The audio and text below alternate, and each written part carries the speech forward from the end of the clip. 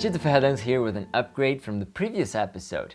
This one started after I reached out to GT at Letus, and she kindly sent me both this adapter and their 1.8 times adapter. Also, massive thanks to Akos Photo in Switzerland, not in Sweden, for encouraging me through this whole process, and no thanks to the Canadian Customs Agency because they taxed me even though the package was marked as a sample and is going back to the States. Anyway, let's get started. I said the previous Letus lens had a great promise but didn't quite deliver.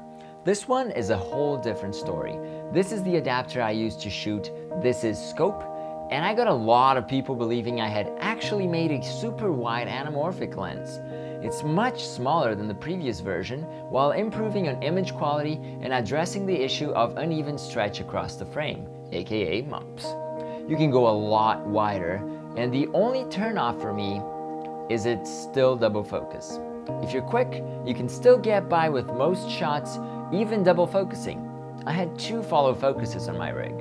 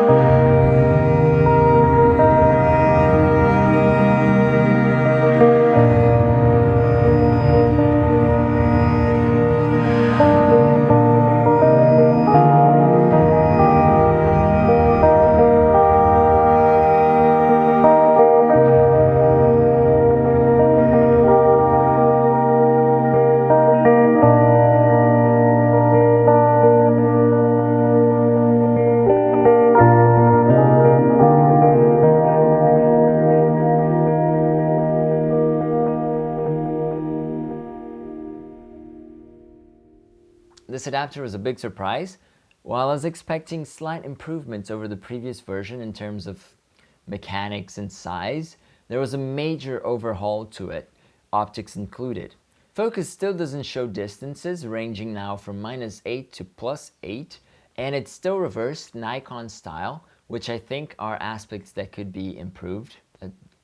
They're not that complicated, I believe. The focus ring has gears and this handy lever, just like the previous version. And it's still a true double focus setup, which means that in this case, just like the previous one, you have very little tolerance for racking with just your taking lens. The mounting clamp is again built in, and it's 114 millimeters wide or 4.5 inches, which is the standard for many cinema lenses. So this adapter is aimed at a much higher budget market than most adapters out there, especially in the used market. This is also a new adapter, but it still comes with adapter rings for 77mm and 82mm.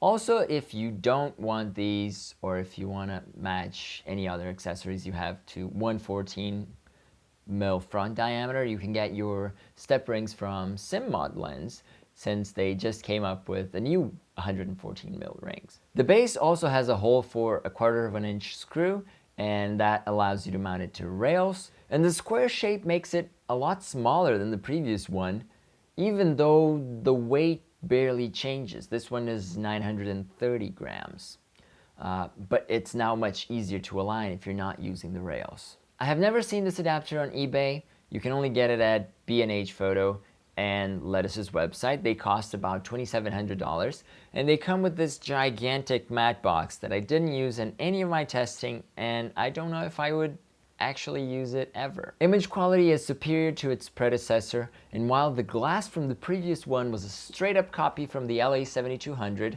this one has been entirely redesigned in-house to improve image quality and performance, so the edges here are much better than they were before. Flares are subdued for my taste, making it extremely challenging to get strong streaks in the frame.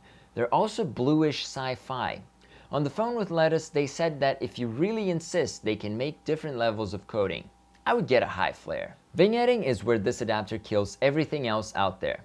Scope was shot with a 24mm Rokinon, but I tested the contact size 21mm and almost cleared full frame with it. I believe this is thanks to the massive rear element, and it would be fine with a compact 21mm lens. With that, the previous winner for more than 10 years in terms of the widest you can go with adapters has lost its throne. The Panasonic LA7200 is down, and the Letus takes the throne as the widest anamorphic in the adapter game. I've been iffy about adapters lately. There's too many quirks, and this one has kind of restored a little bit of my faith that things can be good and not super janky and quirky. I'm thinking about buying one of these for myself because it allows me to do so much with so little compromise, which is a very rare thing in the adapter game. And it also delivers great image quality. I think this is one of the hidden gems in terms of anamorphic adapters, and it blows my mind that almost no one is talking about it when it allows you to do so much. Plus, these days, it's cheaper than an Iskorama, and it's still a great adapter, so I think it's a good deal. And they're still being made. So let me know what you think about this adapter and this episode in general. Coming right up, not next week, but soon, is the 1.8 times Letus adapter. And if you want to be notified when that comes on, you can hit subscribe. Please leave a comment letting me know what you thought of this video, if you liked it or if you don't, and I'll see you next week. Shit, out.